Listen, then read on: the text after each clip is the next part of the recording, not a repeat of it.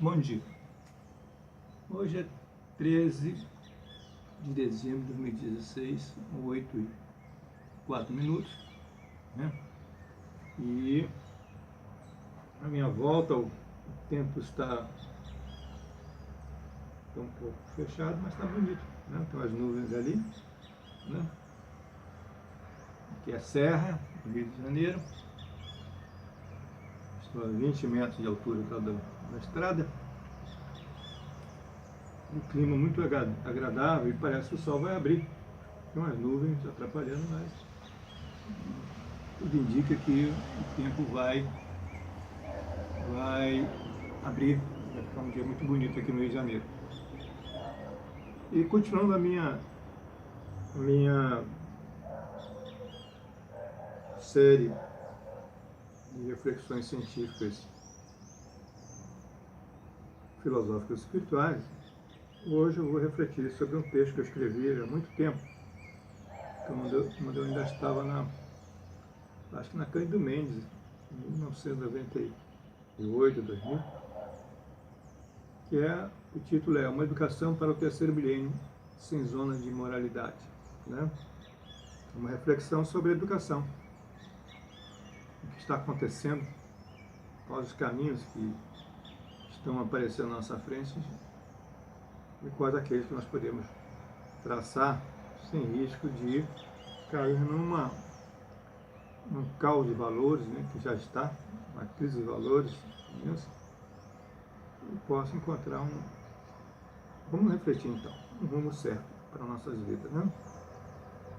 Então, dezembro 13, né, uma terça-feira, muito agradável, muita confusão na política brasileira aí, né? Mas está virando rotina, é uma cultura nacional, né? Todo dia a televisão não para de falar em corrupção, lava-jato, delação premiada, né? Aqui no Brasil, política virou uma profissão mais rendosa, né? Porque pode se roubar em nome da lei, do Estado, né? Do governo. Mas deixa isso para o juiz Sérgio Moro e a Polícia Federal e outros órgãos competentes, né? O Ministério Público e outros órgãos que têm mais competência para poder definir o que será feito com essas pessoas que estão destruindo o Brasil.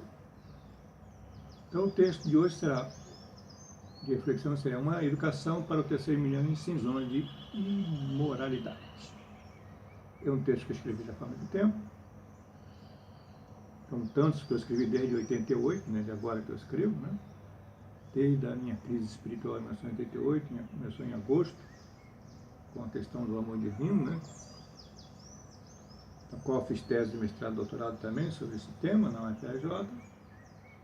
E depois dei aula em algumas universidades e sempre que ia dar aula eu falava sobre a ciência espiritual e a ciência material. Os alunos não entendiam muito bem, alguns reclamavam da coordenação, porque eles achavam que eu saía da metodologia científica, material, né, racional, analítica, e caía por uma outra ciência, e aí o curador me chamava e dizia, olha, mas está na minha tese de mestrado e doutorado, então se está, então continue falando. E eu voltava para a sala de aula, o aluno que reclamava, calava e ficava por isso mesmo. Então, e essa questão da educação foi tratada na minha tese de doutorado, dando cultura, educação, ética, né? Inclusive ética, a palavra ética, né? A gente fala assim, ó, aos montes, todo dia, vendo na televisão, na rádio, a gente fala moralidade, né? Mas o que é ética e moral? Moral e ética é a mesma coisa? Quem quiser, eu posso mandar por Word, bernardomelgaco@gmail.com, está em Word, em vários arquivos, cada capítulo está em um arquivo. Eu posso mandar um e-mail para mim, bernardomelgaco@gmail.com, que eu mando gratuitamente, vocês podem ler e vai ver. Eu trabalho sobre essa questão da ética e da educação também, além de outros assuntos, sobre trabalho, sobre ciência, de modo muito profundo, né? Só a minha tese de doutorado Tem 30 páginas de referência bibliográfica, não é pouca coisa não. Eu nem sei quantos livros já li na minha vida. E quantos vídeos já assisti, documentários, qualquer assunto que vocês possam imaginar. Eu não aqui tenho para lá de 5.000 temas que eu já assisti. Eu tenho um gravador de mesa e gravo desde muito tempo, quando eu estava lá no Ceará. E venho gravando. Antigamente era mais sistemático, era quase que diário, agora não. Então, moral e ética não é uma coisa, né? Moral e costumes, os hábitos, a ética vem do ethos, um TH, sabe? Se bem que na língua grega eles têm dois ethos, um com um E comum, o outro com um E mais desenhado, que é muito diferente. Então, o ethos, um E tradicional, que nós conhecemos, ele significa moral mesmo, no sentido de costumes aqui, né? Mas o E com um desenhozinho, né? Uma letrazinha mais trabalhada é caráter. Então, os gregos sabiam diferenciar a ética, né? E a moral é realmente essa questão. Quer dizer, a moral do índio não é a moral do nosso. Se eu tirar a roupa ali na rua, vou ser preso por atentado ao pudor. Mas se eu tirar a roupa lá na selva amazônica, perante os índios, eles vão agradecer, vão me abraçar, e vão dizer, você faz parte da nossa cultura. Aqui não tem nenhum problema ficar nu.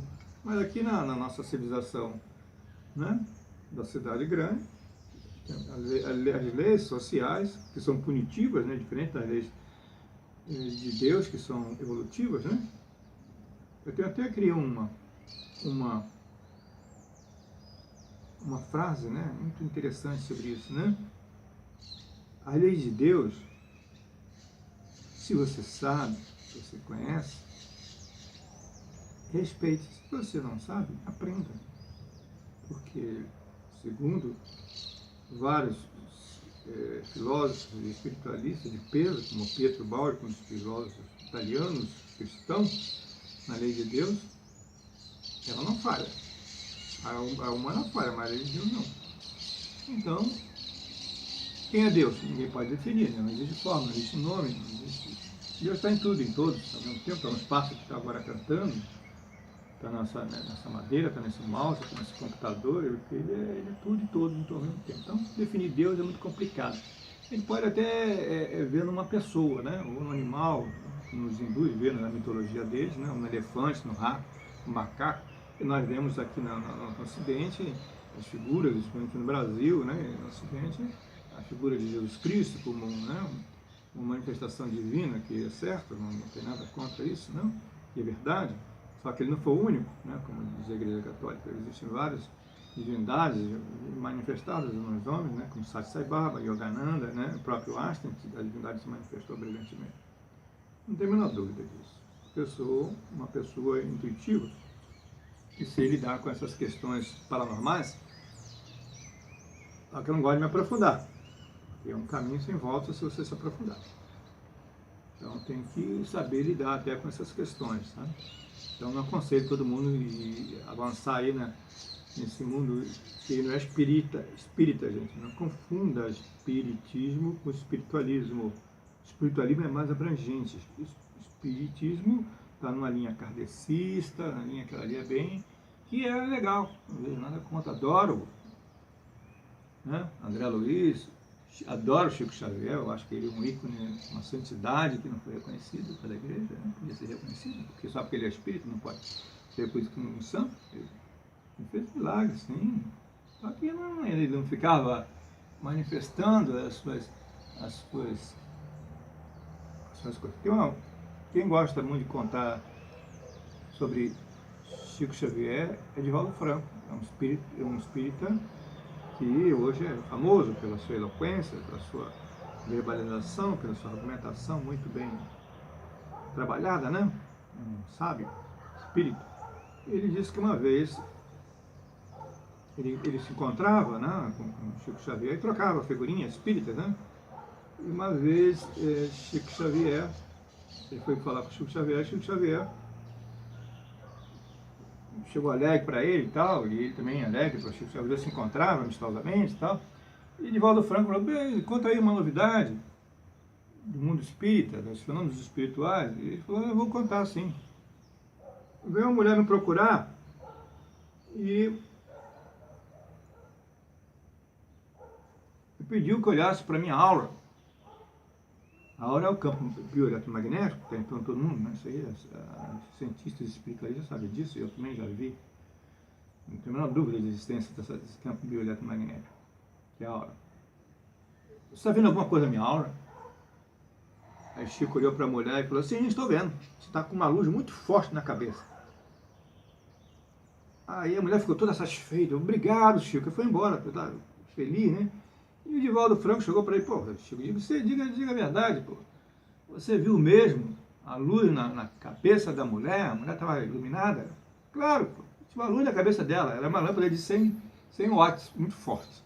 Então, o Chico tinha um humor fantástico. Não era apenas um médium, um maior médium brasileiro. Ele tinha um humor. E tem outras piadas que depois, com o tempo, eu contarei. Então vamos lá, para não delongar muito tempo, porque aí o meu celular Samsung, ele tem um limite de tempo para gravação, né? Depois disso ele encerra automaticamente e eu não vou ter outro espaço para tempo e disponibilidade para poder fazer esse vídeo. Então vamos lá.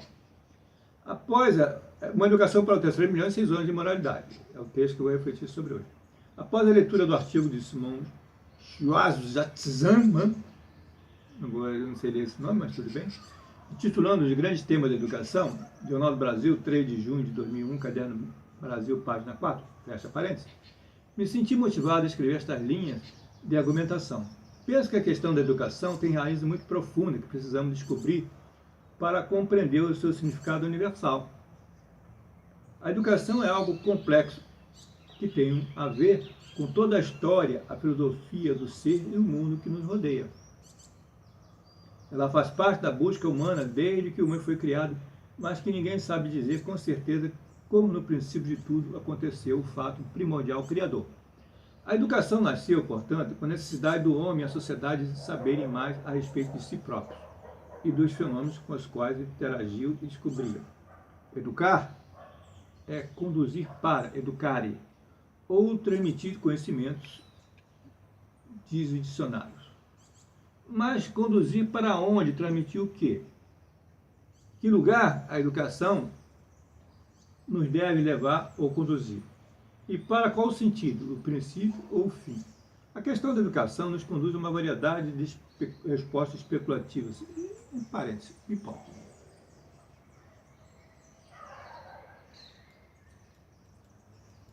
A partir dessa primeira reflexão, podemos indagar sobre certos aspectos importantes relativos à educação, como força ou poder de condução da vida humana.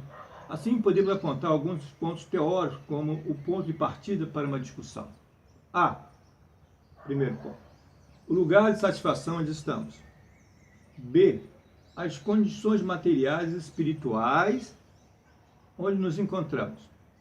C. A visão do novo lugar futuro. D. A certeza no futuro melhor. Então, vamos para a primeira. O item A.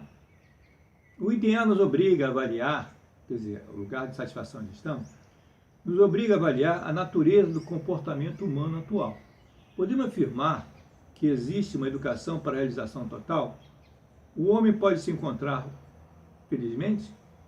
A maioria dos indivíduos é estimulada a sair de sua posição racional e ocupar uma outra posição, a qual nem sabe com certeza da sua nova adaptação infeliz coercitiva.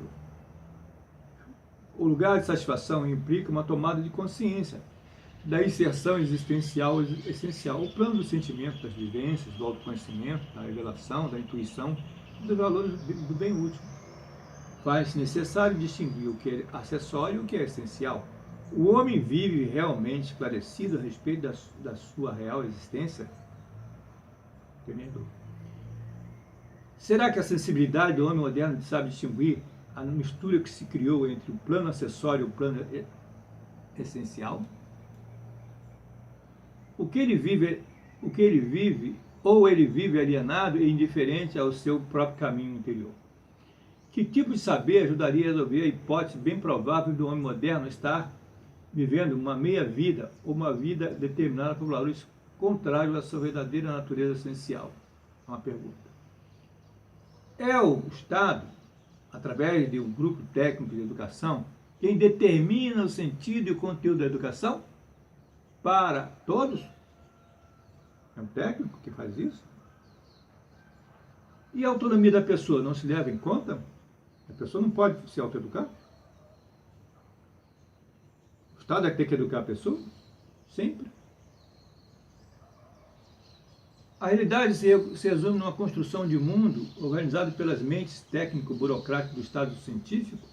O Estado é científico, antigamente era religioso. Na Idade Média era assim. Na Grécia, antes da Grécia Antiga, o Estado era religioso também. A mitologia, junto com o Estado, com a ciência, tudo é uma coisa, uma mistura só.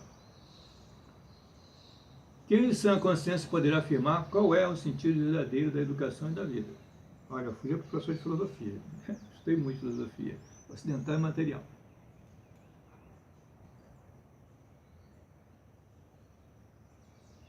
A educação está separada do contexto da vida?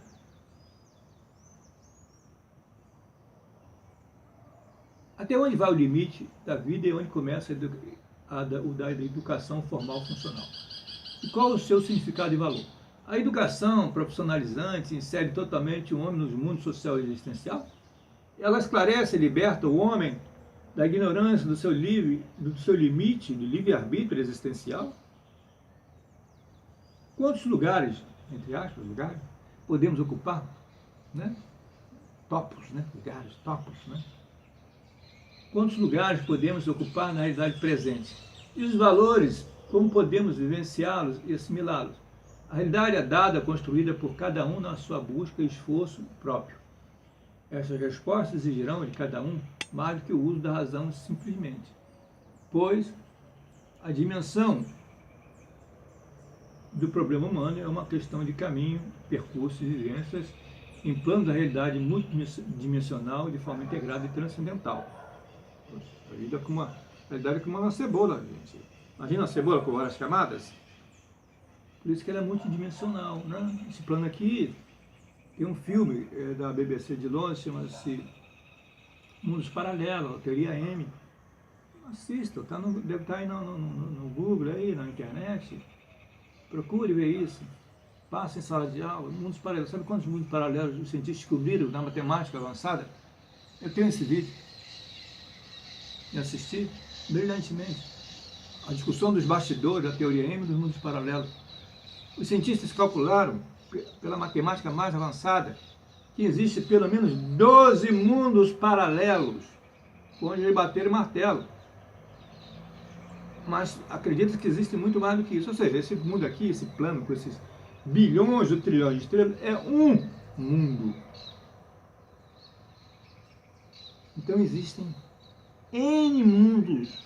Então a espiritualidade não está errada em dizer que existe o mundo dos mortos. Isso aí são palavras semânticas. Existem mundos paralelos, né? A pessoa não morre, ela vai para um outro mundo paralelo, né? E a própria ciência reconhece já, né? Isso é recente, essa discussão, esse debate que envolveu cientistas do mundo inteiro, cientistas de renome, não cientistazinho não, cientistas de renome, escreveram livros e livros, né? Reconhecidos em todas as universidades do mundo inteiro, que existem pelo menos 12 mundos paralelos. E pode existir muito mais. De onde vêm os extraterrestres? Muitos negam. Até hoje se nega. Tem vários vídeos, eu mesmo já vi, vários amigos meus viram, meu cunhado vê, meu compadre vê a todo mês, entra em contato telepaticamente. A gente só pede para meu compadre não fotografar e filmar, mas aparece. Ele vê como você vê aqui, eu vejo os pássaros. Mas a gente não vê por quê? Porque quem escolhe são eles. Quem é que vai ver? Não somos nós que escolhemos ver o disco voador. O disco voador, o ET que vai dizer, olha, fulano tem consciência para ver. Eu tive contato com um senhor lá em Niterói, um casal de espíritas, mais de 70 anos de idade, e um dia o senhor falou, eu fui, viajei num disco voador e fui num outro sistema solar e num outro planeta, desse sistema solar e conversei. Né? Fui levado, fui convidado e aceitei o convite. E voltei depois porque eu não queria ficar lá. Eles pediram para eu ficar lá. Eu tinha nível de consciência, ele falou para mim. Então a gente vai negar essas experiências dessas pessoas. Eu já vi tantas coisas que certas coisas eu não posso nem falar. Não é que eu seja proibido, é um acordo ético entre eu e a espiritualidade. Eu não posso transmitir para ninguém o que foi me mostrado, algo mais do que disco voador. Muito mais complicado e complexo do que mas eu não posso falar. É uma questão de ética espiritual. O item B, vamos relembrar aqui, o que é o item B? As condições materiais e espirituais onde nos encontramos. Então vamos passo a passo, devagar, porque senão, for muito rápido, a gente perde o rumo. O item B nos remete à busca de uma resposta a respeito das condições materiais e espirituais das sociedades modernas. O que precisamos é consumir cada vez mais bens materiais. A realização humana se resume na satisfação de seus desejos concretos, coisa de computador, carro, roupa, né? Que é legal, é utilitário, é necessário, ninguém vive essas coisas, né? Mas também só isso, né? Nem só de pão vive o homem, isso é Bíblia, né? E eu não sou de ficar lendo Bíblia, gente. Eu li o Sermão da Montanha. O livro que eu mais li religioso da minha vida, o Sermão da Montanha, graças a Deus. Imagina um cara que lê uma Bíblia. Respeito, tenho todo o respeito daqueles que leem várias vezes. Minha irmã é uma delas. Mas você segue uma Bíblia. O Bhagavad Gita, por exemplo. Quem é que leu o Bhagavad Gita todo dia e segue? Que é grosso também, acha que leu. Pega o Sermão da Montanha, que é uma coisinha desse tamanho, e tenta seguir. Se você seguir pelo menos uma página do Sermão da Montanha, que antigamente existia em formato de bolso, hoje eu não encontro. Por que não se vende mais o Sermão da Montanha em formato de bolso? Aí a questão da Igreja Católica. Por que vocês não produzem mais o Sermão da Montanha em livretozinho? Você põe na cabeceira. Eu lia quase todos os dias. Eu estava em crise, eu pegava o sermãozinho, pegava lá na cabeceira, ele dava uma lida, pô, legal. Agora eu vou ler a Bíblia. Tem tanta coisa para ler, filosofia, ciência, espiritualidade diversa. Eu vou resumir a Bíblia, ou o Bhagavad Gita, ou sei lá o que mais, ou o Corão. Eu respeito todos esses, mas todos levam ao mesmo lugar. Quem é esse mesmo lugar? Esse mesmo ponto? É a consciência de Deus, que está em todos, está em tudo, em todas as religiões, em toda a ciência, em toda a filosofia. Mas quem é ele? Não sei, não dá para explicar. O verbo humano não tem capacidade para definir uma coisa transcendental que está além da razão. Ele está além da razão. Ele criou a razão. Como é que ele vai, se ele é o Criador? Como é que você vai explicar ao Criador aquilo que cria a razão, se você é racional, instintivo racional? E é raro são aqueles que têm insight e vêm para a intuição, que são os grandes yogis, os grandes cientistas e os grandes santos. E depois da intuição tem o amor divino, tem outro nível de consciência. Vamos lá, o item B nos remete à busca de uma resposta a respeito das condições. A realização humana se resume nessa situação. Tá? Qual é a relação entre a necessidade e a liberdade? A liberdade existencial estaria associada à necessidade material? Qual é o limite entre a necessidade do conhecimento e a liberdade através do conhecimento do próprio homem? Como podemos ver, as respostas para essas perguntas embaraçosas não estão desvinculadas do propósito da educação. A educação, em essência, é a via ou caminho escolhido para a realização do homem, tanto no contexto social quanto no contexto pessoal. Creio que não é se isolando que o homem se realiza de fato, mas também não é se tornando dependente de forças externas, coletivas e utilitárias que ele se liberta. Disse Jesus: eu venci o mundo. E vencer aqui não é lutar contra o mundo, mas ir ao encontro dele, sem, no entanto, se deixar afetar em sua própria dimensão existencial.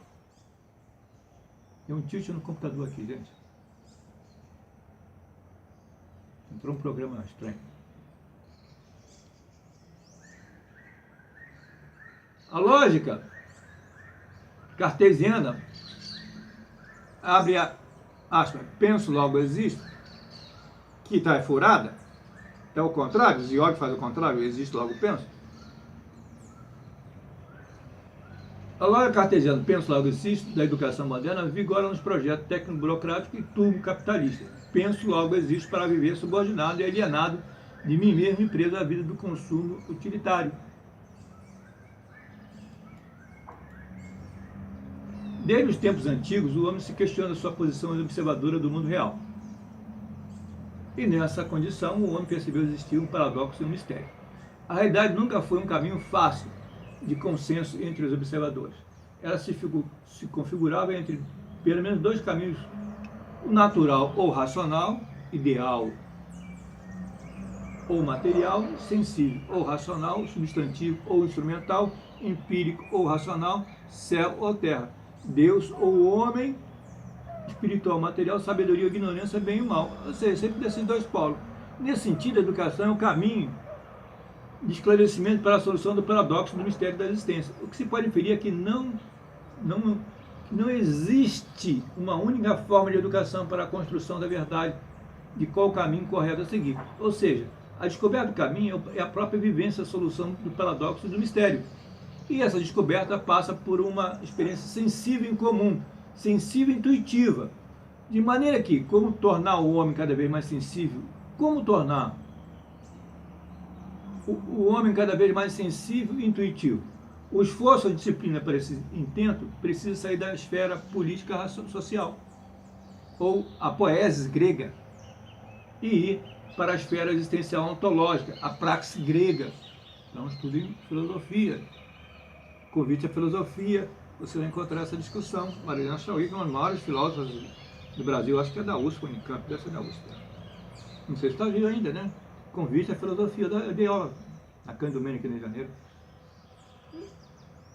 Em outras universidades também, usando o livro dela e de outros filósofos. Com certeza tem uma grande admiração pela Marilena Chauí. Reconheço sua competência como filósofo.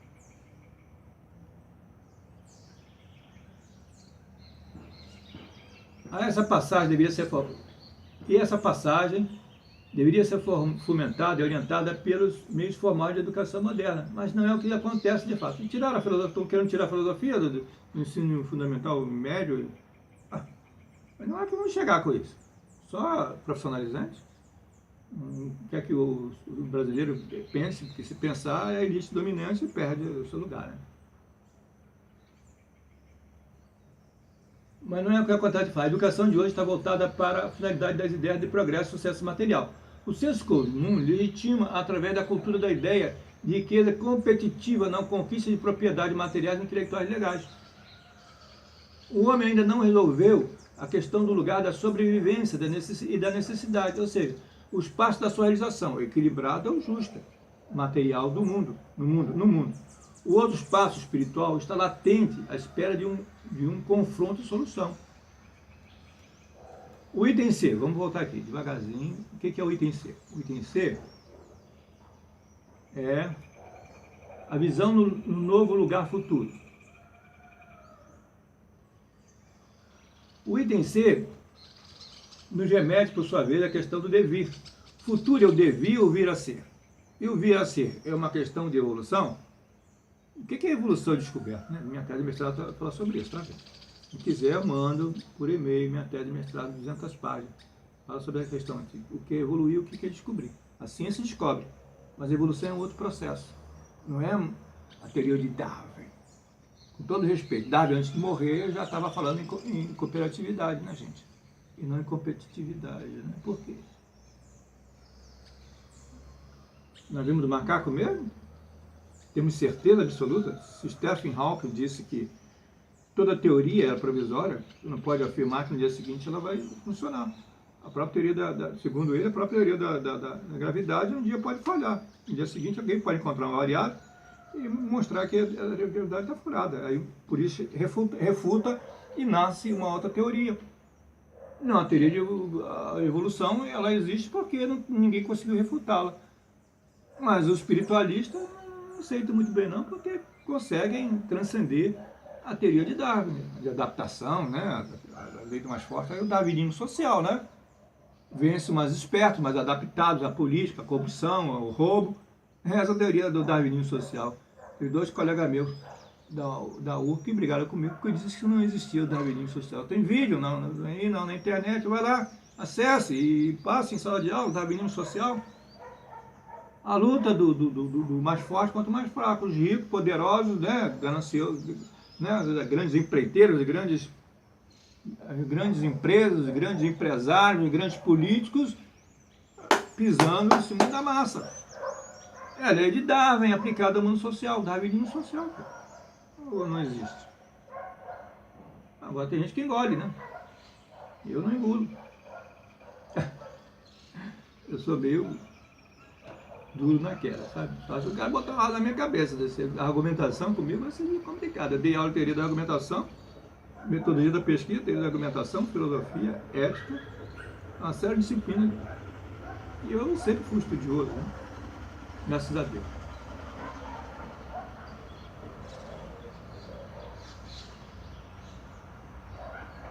O homem, quando pensa em seu destino, faz, em geral, sem perceber quanto esse destino está associado à lei de criação da natureza. O novo, entre aspas, pode não ser nada novo, mas apenas uma ausência temporária e circunstancial daquilo que era velho. O velho, entre aspas, pode também não ser velho, mas uma referência do que é e sempre foi inédito e misterioso no homem e no novo homem. Nesse contexto, a educação deveria ser o caminho para preparar o novo lugar do novo homem no cosmos. Para isso é preciso transcender os velhos modos de perceber a realidade e os seus princípios subjacentes.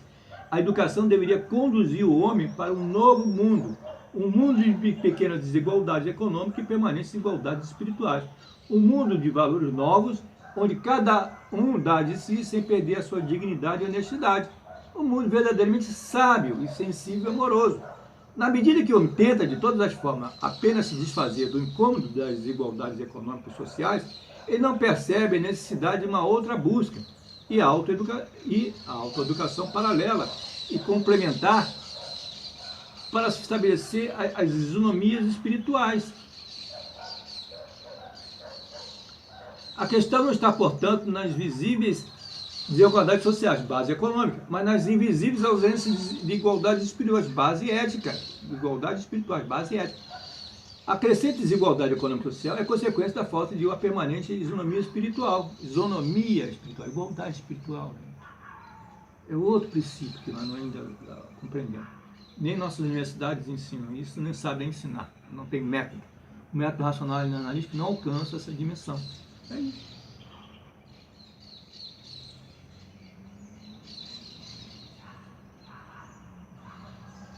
Ao se resolver a segunda, ou seja, a isonomia espiritual, obtém-se naturalmente uma solução imediata na primeira, da igualdade material. O princípio da economia é uma permanente necessidade de uma desigualdade social e econômica, enquanto que o princípio da ontologia é uma liberdade na igualdade permanente transcendental. É diferente. A decisão e desafio